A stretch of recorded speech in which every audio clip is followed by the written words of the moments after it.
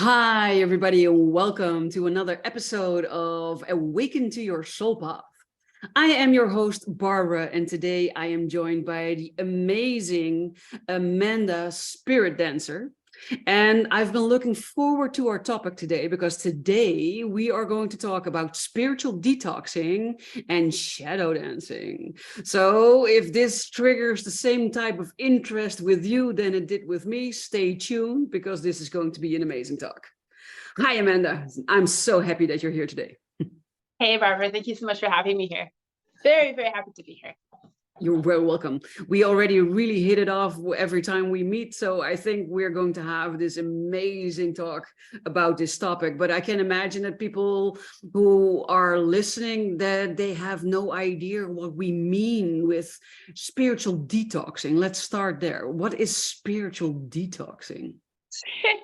It's so funny because it's not just a quick answer. It's so incredibly expansive because like everything that I do, it's very specific to what each person's energy. But in a nutshell, spiritual detoxing is basically shedding your shit, shedding the shit that we have accumulated from this lifetime, from this incarnation, and all these different dimensions of time and space, all the societal programming, the belief systems that we have incorporated that we believe are, which are ours, which actually are not, whether they be mental, emotional, spiritual, physical, any and all of these things. And basically that whole like unlearning, that unveiling, that releasing all that we believe in order to come into all that we truly are.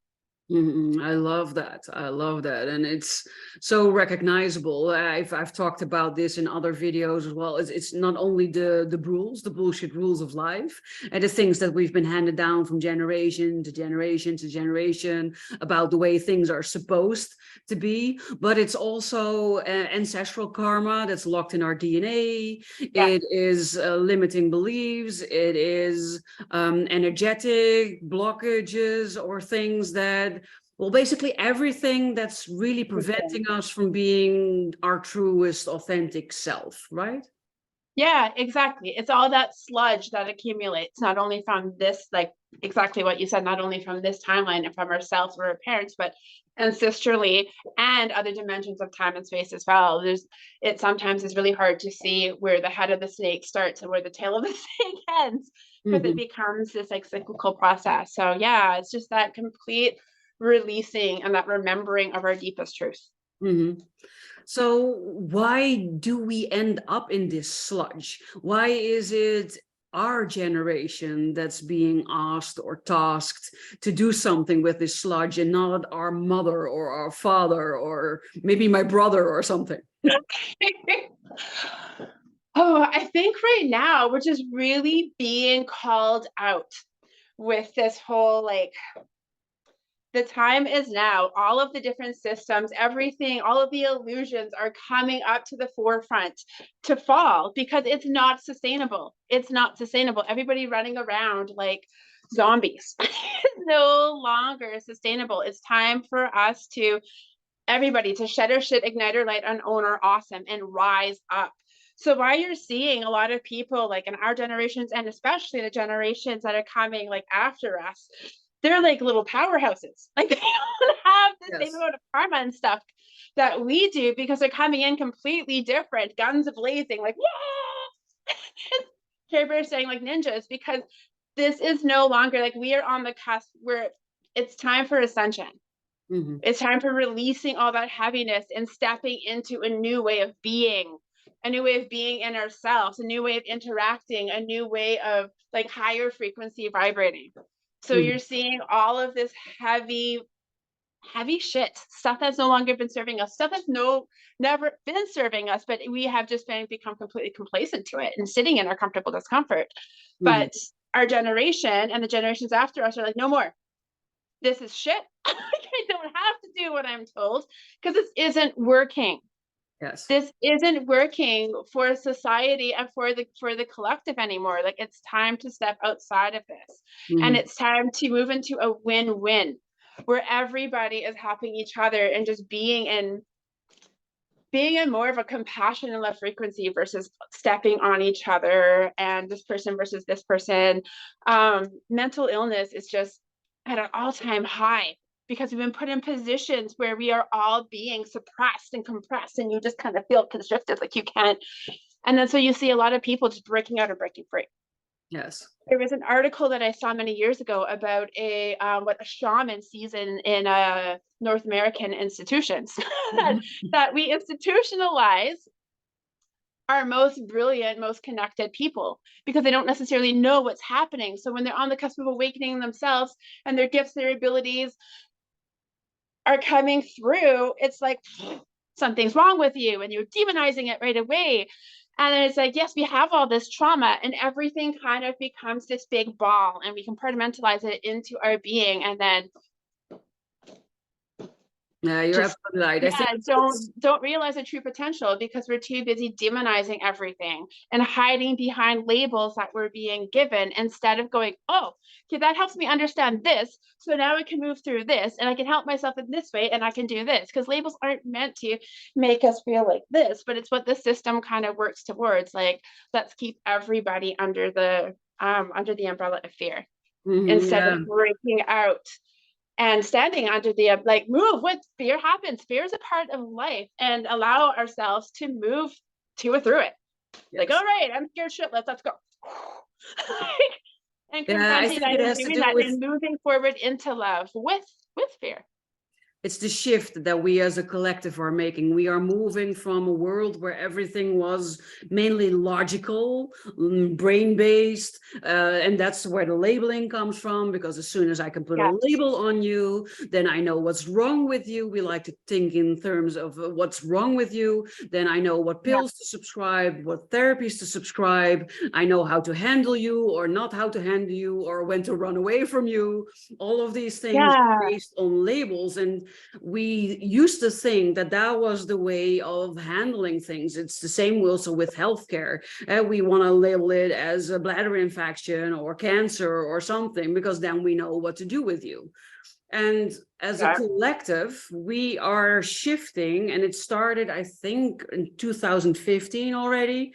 And we are moving in towards a new collective where the more sensitive person, like you, like me, if you call yourself a highly sensitive person or an empath Yes. or an intuitive or a spiritual person, where there's more room for the feeling people instead of the thinking people, where things like intuition finally have a place, where it's no longer about being able to label you, but about how is it feeling and how is it serving me and how am I feeling with all of this. And the people that have always traditionally used their brain and have learned that you need to think in boxes and you need to label everything, they have a struggle with moving towards the more intuitive part, because either they don't have that part in themselves or they've denied that part in themselves for a very long time, so they have trouble accessing it, or they have trouble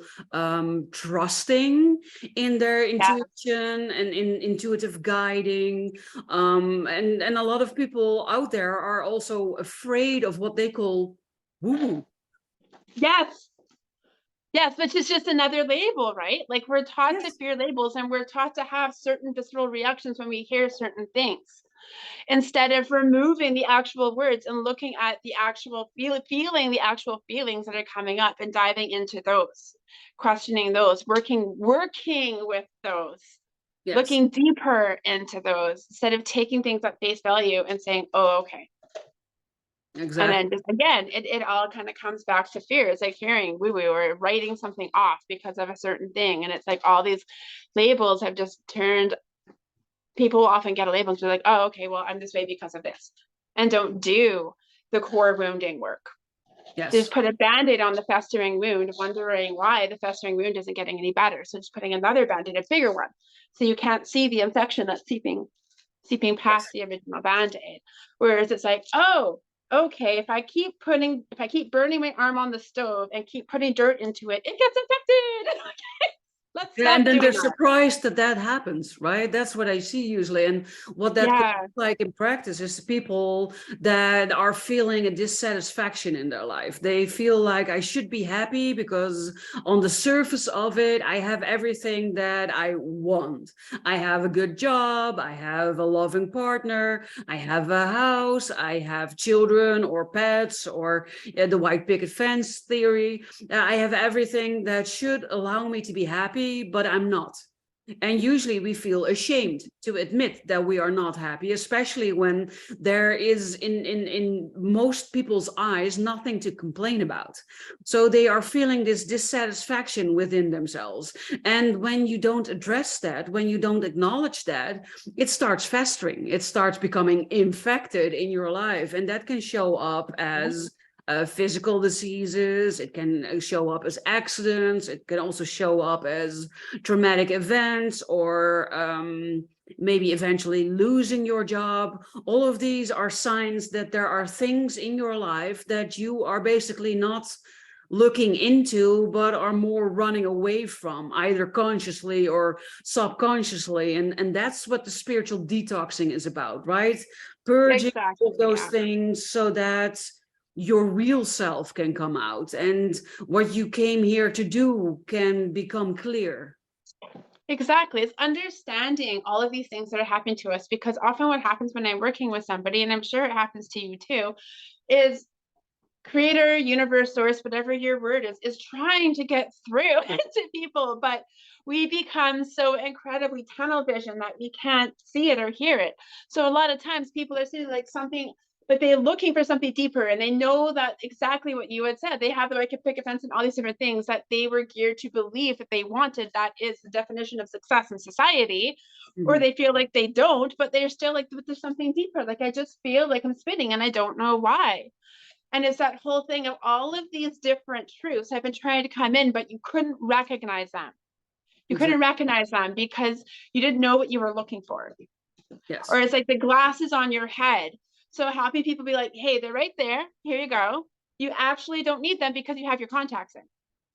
Exactly. And And that's it's the rules, right? The bullshit rules that have been handed down to us about the way you are supposed to behave, or the way you're supposed to live your life. From a very young age, we've been asked, what do you want to yes. be when you grow up? And so we feel like we need to have an answer to that question, And because it's been what we've been taught is, as soon as you know what you want to be, then you know what you can study, because we need a good education. When we have a good education, then we can get a good job, and when we have a good job, then we can start a family, because then we can provide for our family.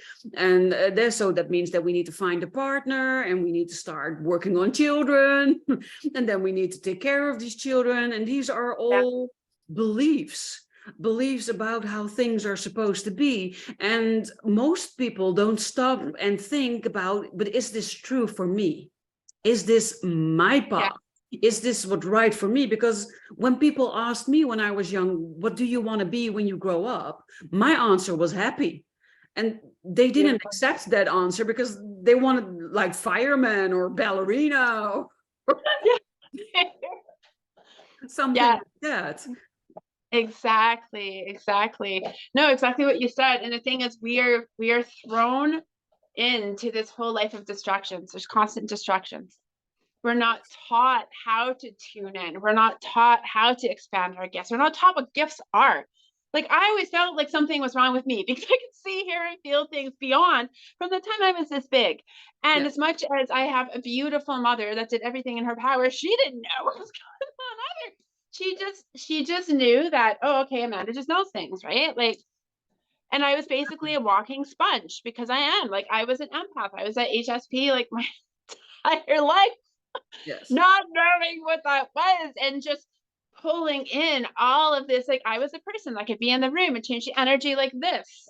Somebody that I just met standing at the grocery store from a small child could just be in my energy, have a conversation with me and feel better. But what did I do? I sponged it all in because I didn't understand.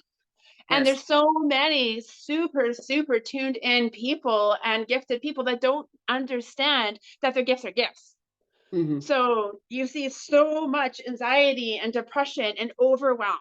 because people don't know how to do that grounding and how to do that recentering and how to do. So you're just taught, oh, okay, well, something is just very wrong with you. And oh, you've got this and you've got that and you've got, and then you're thrown, I was medicated several times in my life, until I said to hell with this shit, because it was just making it worse for me, my personal story. But it was numbing me out. So I wasn't being taught how was the reason I was so depressed and had such severe anxieties and was having nervous breakdowns in high school was because I was over like there was some personal stuff that was going on, and I was coming to school and being this for everybody else. And our systems can only handle so much. Mm-hmm. Like our souls are infinite, but these human skin suits, they can only handle so much, and our nervous systems will let us go. Like Yes. they really truly will, because they're asking to have that grounding, to have that shielding, to have that centering, and to have that care. But we aren't taught that. No. So it's like that, it's a remembering of our truths and a new way of doing things, of fostering people's gifts and abilities and talents for what they are. Yes. Instead of like demonizing it and pushing it away. Because when we're all standing in our power, that's when we rise, and that's when shit will be shaken. Like, most that's definitely gonna shift. So that's why we are all being kind of taught how to, keep people blind, keep people down, people thinking like you're broken. But once we start shedding our own shit, we can see past the veils that have been created.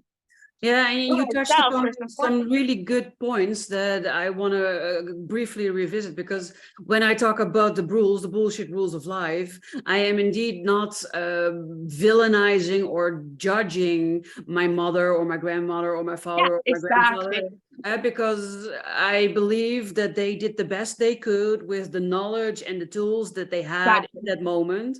And so it's definitely not their fault. That's also why I don't believe in traditional psychiatric care, because they always go digging in your past and wanting to find a villain, while the villain is not there. So that was an important point.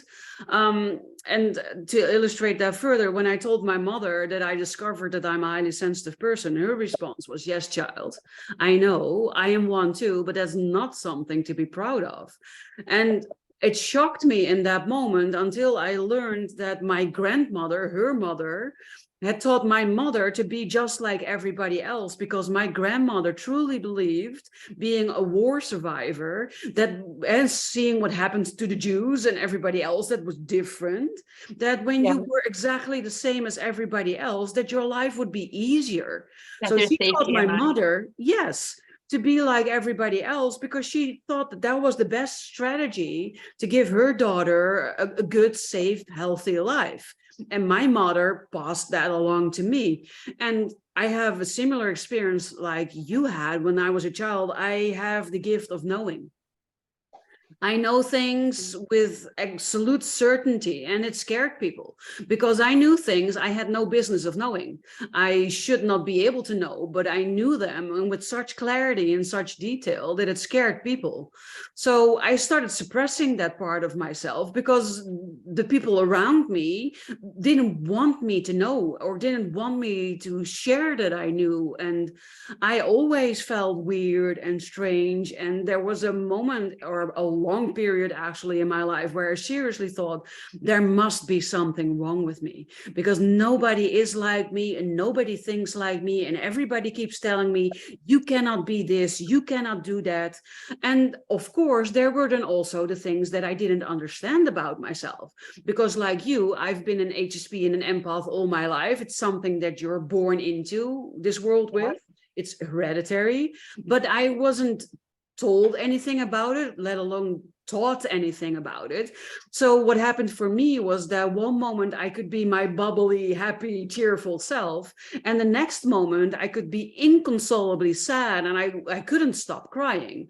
And when my mother then asked, why are you crying? Did somebody hurt you, call your name? Did you hurt yourself? I never had an answer to that question, because I honestly didn't know why I was crying, until I discovered I'm a highly sensitive person, and discovered that I was taking over other people's emotions. And expressing them as if they were my own.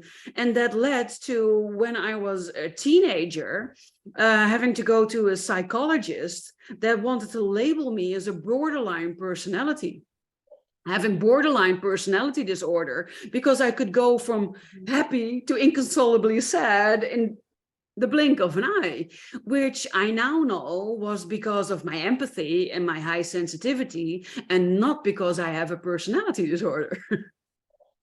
That's a really good point. So I'm actually an ex-high-risk populations counselor. So I was in the field for down near 20 years before I started to kind of go out. And the reason I kind of started phasing out was exactly what you said, because I saw the people that needed it most. Like, everybody was being treated in a blanket coat. And I went into the field at 18 years of age. And I had people that were 10, like in it for 10, 20, 30, 40 years, getting mad at me because I could help the people within weeks that they've been trying to help for months or years, and I didn't know why I could do that. Well, because I was intuitive and I was seeing what was actually happening. Exactly. And I was validating them from the innate level that they needed to be validated. Like, there's nothing actually wrong with you. And I would laugh my ass off. Now, back then I didn't understand it, but when I would see all these diagnoses coming onto people, and exactly what you said, like in your story, where I'm like, well, that's this. Mm-hmm. Like, because you don't know how to release these things. So there's only so much, like I was saying before, that our systems can handle before we break down. Yes. And Exactly. sometimes when we break down with, I would sometimes like red zone and get really angry and snap at people Mm-hmm. because I just, I just couldn't handle much more. Or more often for me, it would be severe depression and couldn't even get myself out of bed because I took everything else out. The only thing that could get me out of bed was the fact of helping people, because it's something that would really. So then I'm just like putting more on myself because I'm helping more people. And it's like it.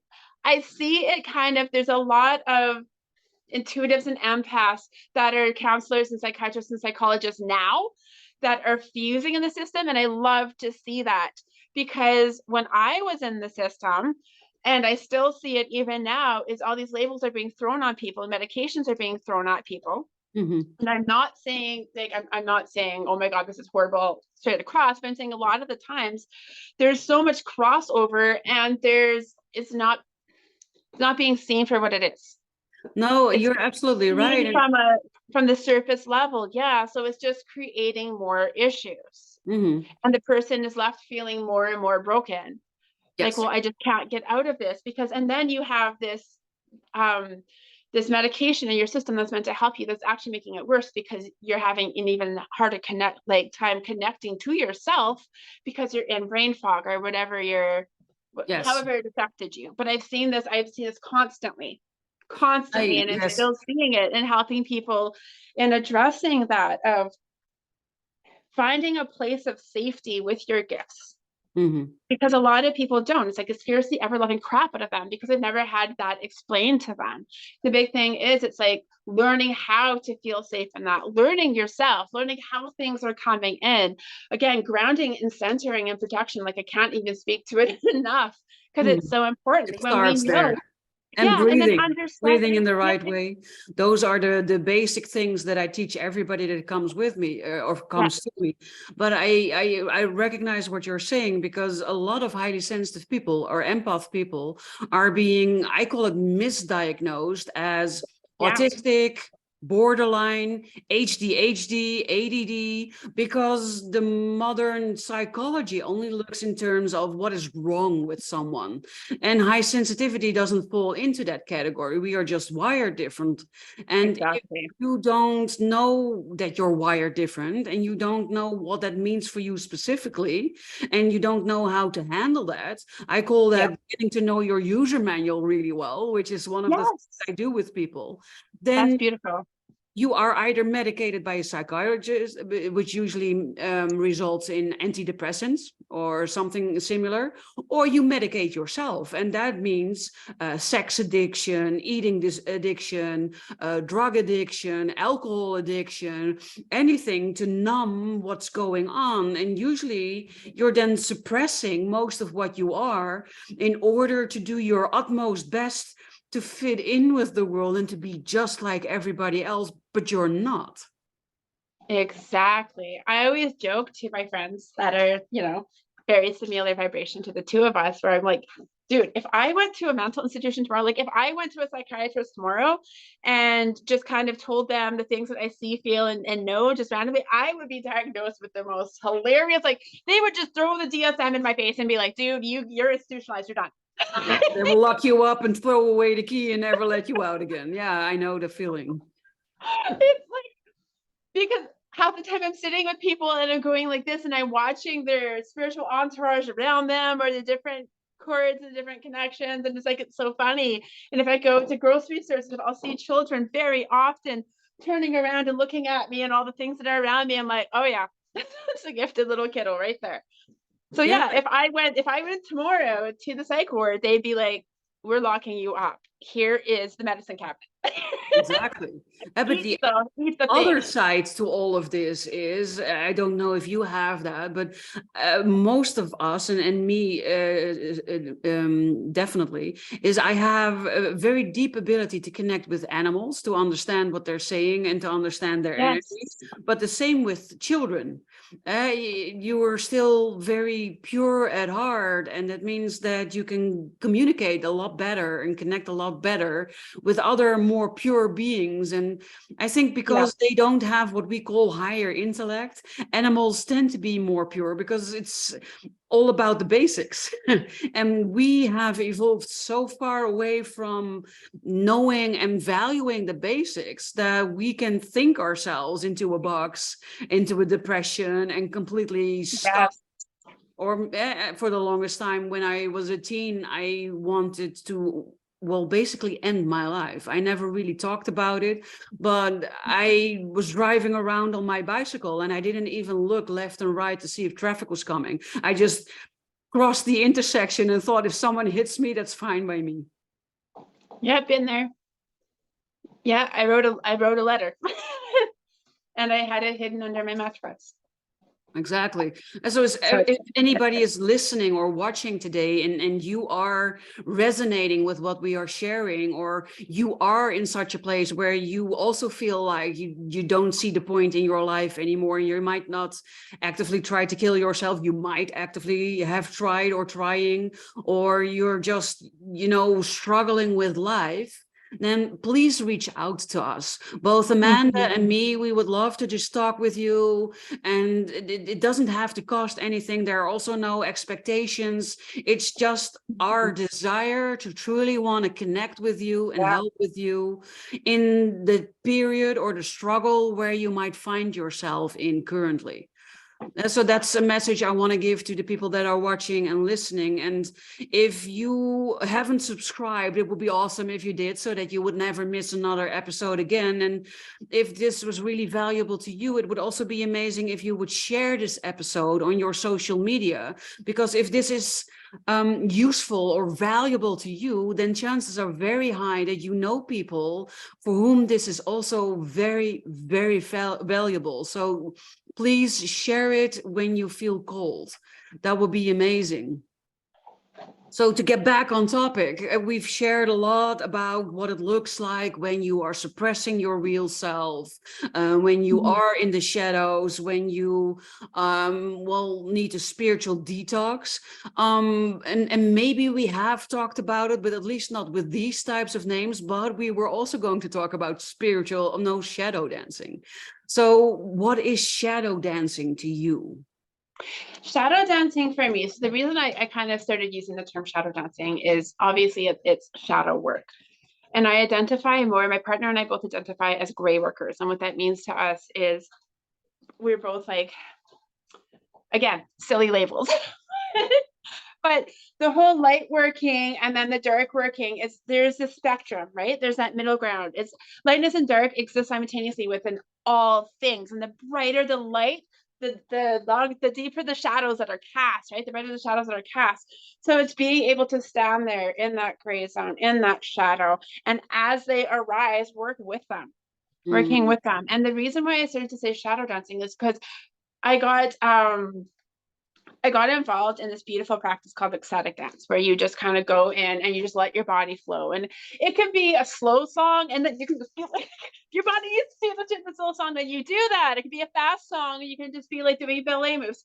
However, it's expressing yourself and allowing the movements, like dropping into that where you're moving to the music and the music is moving through you, and allowing things to kind of to come. Sorry, little Someone girl is wants to dance with you. yeah, she loves to dance. She can't hear anything, so she just is me moving and thinks it's dancing. But I started kind of dropping into that, and then doing the light codes and energy stuff would come in while I was dancing. So when I'm working with people, I'm always also teaching. Sorry. Always teaching. Here, have this crystal. Here's crystal. Apologies. It's sometimes okay. Children just need to be children. Yeah, and she's responding to your energy, and she's thinking either it's playtime or dance time. Yeah, and as soon as I was channeling in that moment, and as soon as I start pulling in higher dimensional energies, she turns into this. But that's logical, right? Because when you lose a sense, in this case hearing, other senses become heightened. Oh, so much so. Yeah, her smelling and she's very much a healer in herself, as is my big boy, who's behaving himself because he's 8, not 1.5. But yeah, no, she's incredible with that. Like, she goes and she jumps on people and helps healing as well. But dancing is a really big thing for her. But yeah, anyway, now she's otherwise occupied. Sorry about that. It's okay. So why I'm using the term shadow dancing is because through that ecstatic dance, I realized and I recognized how powerful it is. It's like that embodiment of our entire being, and moving these emotional, mental, spiritual blockages that are held in our physicality, because everything is connected. Oh, and sexual as well. It's like this big, beautiful pizza of everything that we are. And when we neglect even one part of that, it goes somatic.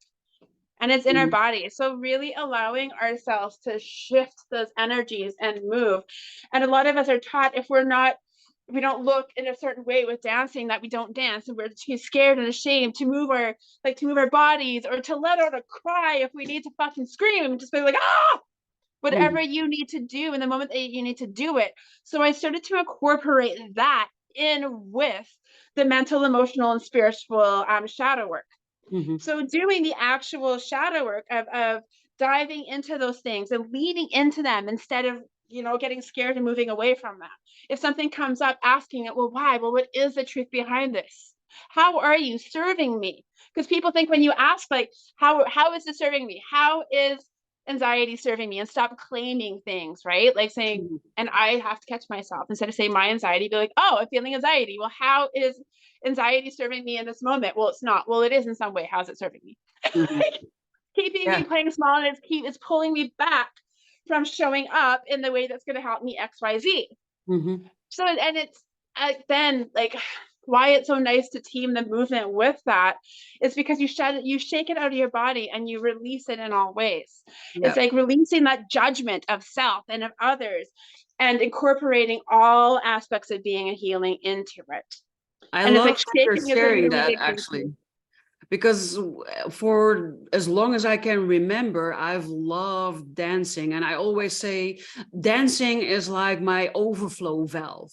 Especially when I was younger, I went to big house parties, and a lot of people think HSPs are introverts. Well, 70% are, and they might not love house parties, but I am the extroverted introvert, so the extroverted, the highly sensitive person. And for me, I needed to go once a month, and then I just let loose.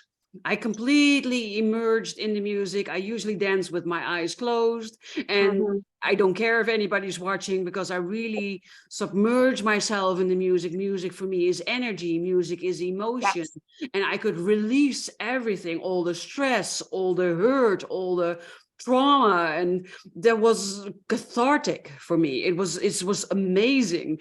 But Yes. I remember that one time I was dancing and I was really feeling the music. And at one moment I felt a presence. So I opened my eyes and there was this guy in front of me. He was like going, right? And I Like, was definitely not interested. So I just turned my back, closed my eyes, and kept on going. that's awesome. Been Yeah. there. Exactly. And from there, then it moved into I dance salsa, I dance merengue, bachata, kizomba, because I love moving my body. I love connecting with music.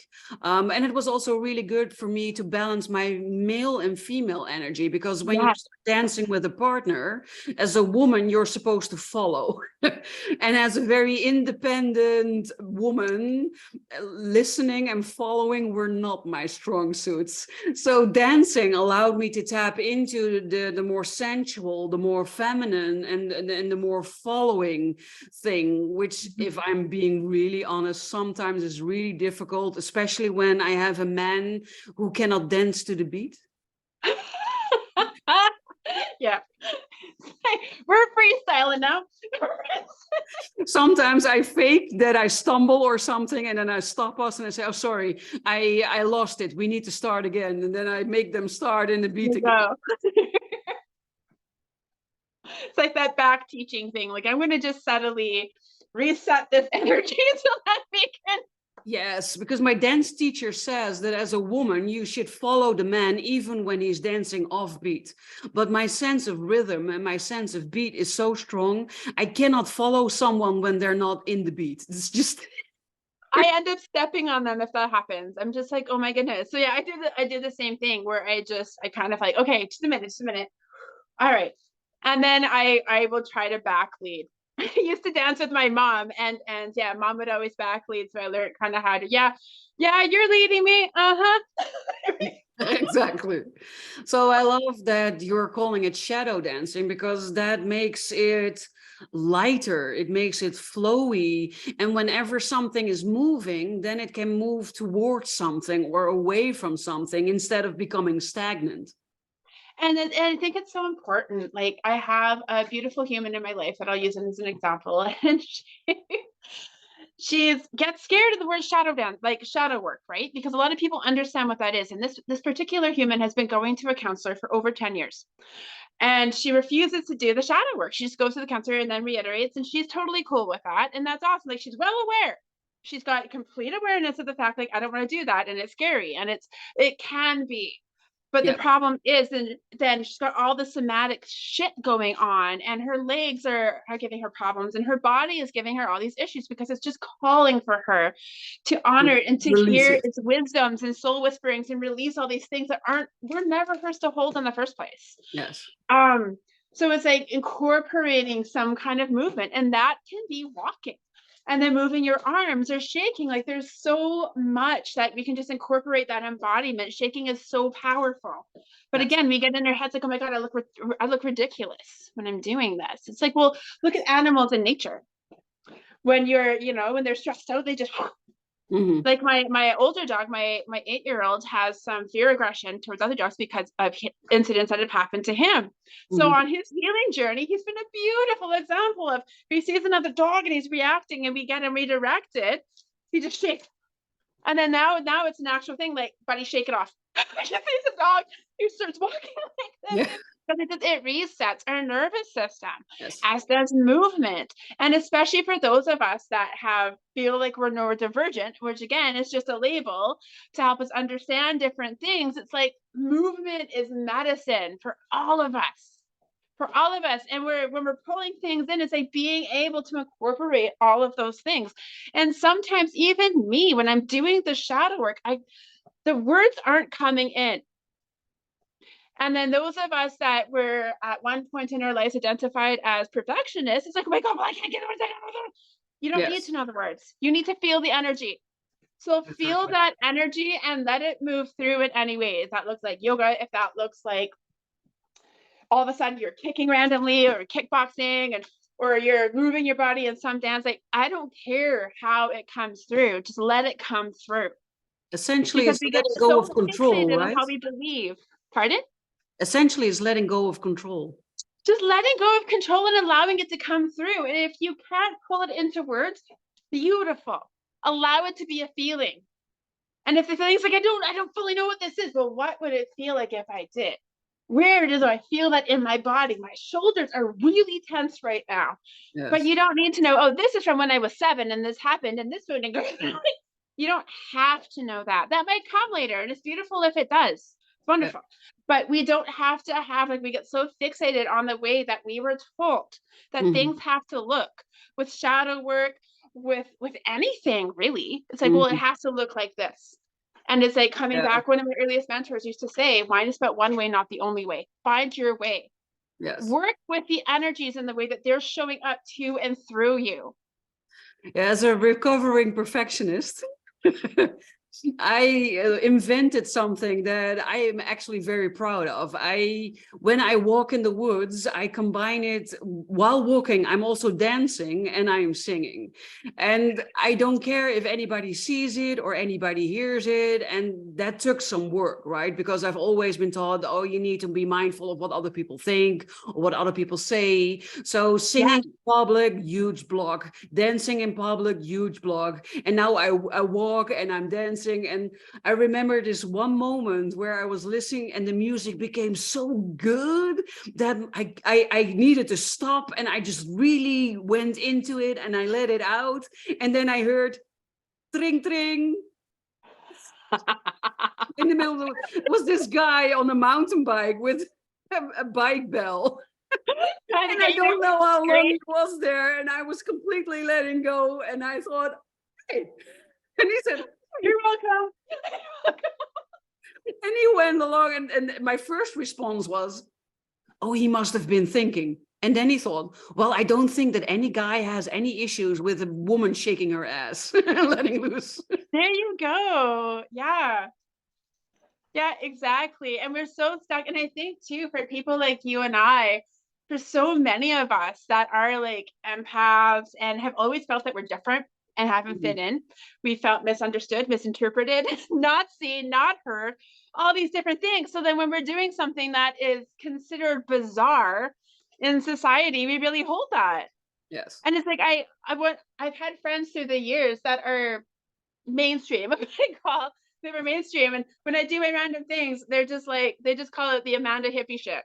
Yeah, the amount of hippie shit. It's just been, and they're not judging me for it. And even if they were, I finally got to a point in myself where I'm like, I need to take care of me because I spent way too much of my I life don't caring care. what other people thought of the things that I do and not do. And then Exactly. I recognize that when I'm doing the ridiculous stuff, the more I show up authentically for myself, the more I'm giving other people permission to do the same. Whether or not they're in a place or a space to do that is not mine. It's theirs. But I've seen Mhm. so many times by me really just letting my freak flag fly. Other people, when they're ready, will come to me and say things. Or when they're with me, they're acting ridiculous because I'm giving them, I'm just doing it. Permission, So they'll yes. just kind of join me. Like I am the girl if I'm walking in the grocery store and a song comes on that I love. I'm full out. Like I'm not just a little bit dancing. Like Living on a Prayer by Bon Jovi came out the one time and I was like hardcore. I mean, I have some stuff to work on with my voice and with singing, but I was singing a little bit. So that's a way that I'm trying to show it more for myself in my Mhm. expression. But I was freaking Good. dancing up the storm. And this elderly couple walked by, and the man just started like doing it at the same time as me. And his wife just looked at him and looked at me and shook her head, smiling huge, and just kept on walking. But it's like he wasn't doing that until he saw me. And it was like, hey, it's like permission to just freely express yourself. And that's the Like the liberation. more that we stand in our power, the more that we give other people permission to do the same. Exactly. And And then it's I so used to adopt, oh no, I just so gonna say I used to adopt this thing. Like when I was earlier on in my path, I used to just to try to feel better about getting the weird looks. I'm like, ha, whatever. If Mhm. if I don't get at least one weird look a day, I know I'm not being authentically me. Oh yeah. I love that actually. And it's you know, it's liberating, it's freeing. I've reached the point, and I think you have too, based on how what you're sharing, is that I honestly truly think I don't care anymore. Then you think I'm crazy, I don't care. You know, I'm loving it. I'm showing my happiness. I'm expressing myself in the moment in whatever way I want. And I'm no longer busy with how it might look, or what it might sound like, or what other people might think, because it's their business. Honestly, it's none of my business what they think or Yeah, how I look, or it's their business. And if it they is. You're cannot be right. happy for me, then that's also their problem, right? Because I am happy, I am expression, I am freedom, I am creativity, I am just uniquely myself. Exactly. I used to call it too, when I'm working with people, I call it freeing yourself from yourself. Yes. Yeah, because I remember a time, even when I was dancing in my living room, there's nobody who sees you. And still, I was very aware of how it might look if people would accidentally look into the window. So I was still blocking myself. I was still Mhm. restraining myself. I was still adhering to publicly acceptable, or very Yeah. conscious about the way I moved. And if I moved my hips too much, then it might be asking for sex, or things like that, all these crazy things that were running through my mind that were not allowing me to just do whatever feels natural. And now when I dance in my living room, which I love doing, I just let Mhm. loose. And sometimes I feel myself making moves and I think, whoa, I didn't know I could do this. Right? When you're just in flow and something comes through, you're like, cool.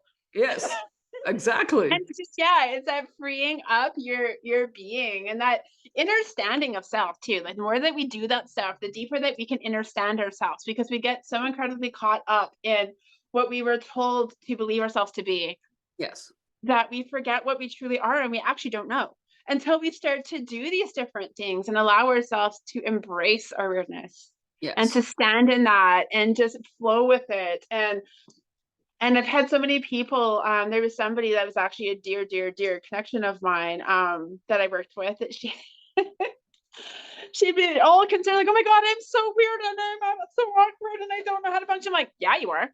That's great. Have you met me? Like, Yeah, have you met me?" Because yeah. she'd say things to me like, "I just love how like you're just so confident." I'm like, yeah, that's just not that's called NFG, no fucks given. Like I had to come into that because yes, is there days where I'm confident? Absolutely. Is there days where I'm second guessing myself? Absolutely. I'm a human.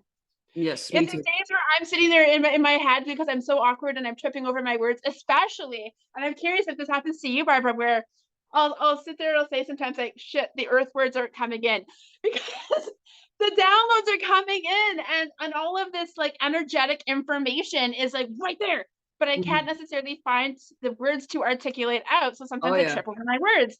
And then it just kind of comes out in pure awkwardness, or someone's asking me to interpret this very spiritual language, this very energetic language that I'm putting out, and I'm going ABCQRSL. It happened a Right? And couple of it's like, times during this interview, actually, where I wanted to say something and I got tongue-tied, and then I just continue. And maybe you didn't notice, maybe you did notice, but I recognize that. And sometimes I also sort of seem to forget the words. Then I know what I want to say and I know the words, but it's not coming. yeah, that happens to me too. So because I'll sit there and be like, shit, my art. That's why I also earth words now, because for a while it was like English is just not, and someone's like, oh, what's your other language? I'm like, English. Yes. Oh, it's just your second language. No, it's my only one right now. That's the scary part. Yeah, that doesn't work. I speak 8 languages, so for me Oh, that's a little wow. bit different. But yeah, I'm born in the Netherlands, but often I cannot find the Dutch words. I'm much more proficient in the English language, so then I cannot find the Dutch words. But in English it would be this one. Yeah. Yeah. Yeah. See, me, it's like energetic. Like I'll start to, and I've caught myself because it's like light languages, but my light language comes through sign language. Mhm. So I'll catch myself like people like you or people like my close friends. It doesn't. they know what I'm doing. Like if I'm trying to get the words to come out, I'm sitting there like this. Oh, I use my hands a lot too. That's why people All often the think time, that yeah. I'm a Latin or have Latin roots or something, because they talk with their hands a lot too. And it's something I do Oh, a I'm lot as well. so, and then with the energy, when I'm trying to like channel in the energy, like I've got the light language and stuff going, and I'm like, oh, right, you can't actually hear that shit. Okay, just a minute. Just a minute. Let me translate it I into love an it. actual spoken earth language that everybody can somewhat understand. I Yeah. think, we can talk about this for hours and hours and hours. I have no doubt about that. But I also need to be mindful of the time. So I can imagine that when people are watching this or when they are listening to this, they feel inspired. And like we said, if you do resonate with this, or you are in a place where you just need to talk with someone, you can reach out to both me and to Amanda. But in order to do that, people need to know, where can they find you? How can they connect with you? So where can they find you? So right now I don't have a website. It's actually in the process. But my tagline I've kept very consistent, and it's at Be Fierce, Live Free. So my email is befiercelivefree@gmail.com. My Instagram, which I have to, tidy up a little bit. There was a stage to get it up, but my Instagram is at Be Fierce Live Free. My TikTok is at Be Fierce Live Free, as is my Facebook. Perfect. I Yeah. will make sure that all the links to connect both of us will be included in the show notes below or top side of this episode, wherever they show up for you, depending on the platform that you're catching this upon, so that it will be very easy for you to reach out to both Amanda or me if you feel so inclined.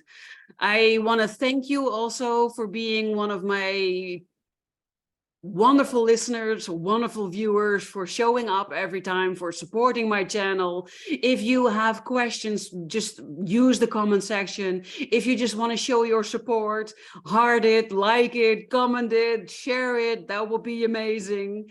And for today, I wish you an amazing rest of the day, and I look forward to talking to you in next week's episode with another wonderful guest about another wonderful topic. But for today, have an amazing rest of your day, and talk to you soon.